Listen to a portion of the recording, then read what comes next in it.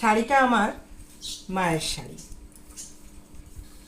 মা বেঁচে আছে যদিও, তারপরেও মায়ের শাড়ি পরার আনন্দই আলাদা।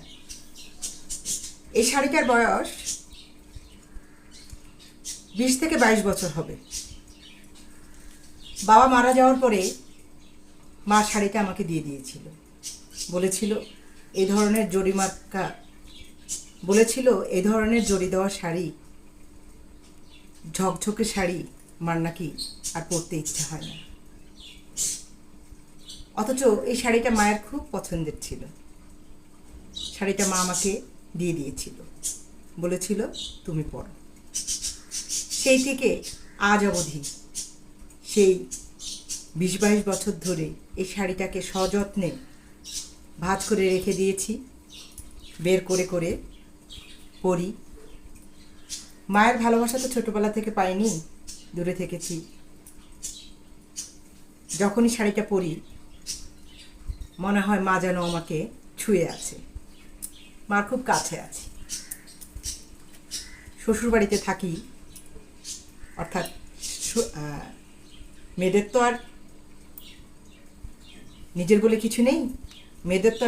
কিছু নেই, স্বামীর বাড়িতে থাকি।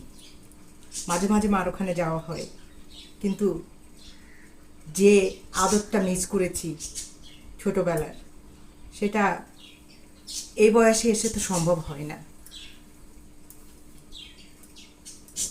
তাই মায়ের দেওয়া শাড়ি গায়ে লেপটে ধরে মায়ের শরীরের ঘ্রাণ নেই, মাকে অনুভব করি।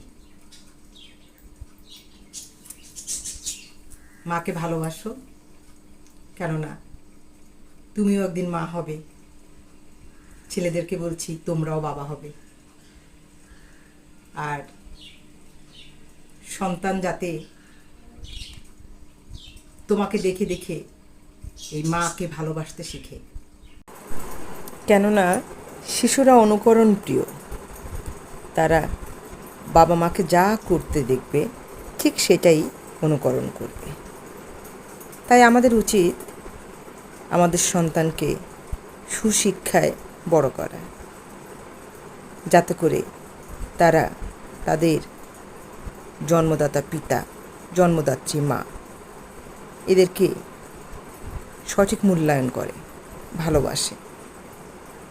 আর ফলশ্রুতিতে তারাও আগামীতে কিন্তু এটাই আবার ফিরে পাবে। এই তো জীবনের লেনদেন, মানে গিভ অ্যান্ড টেক।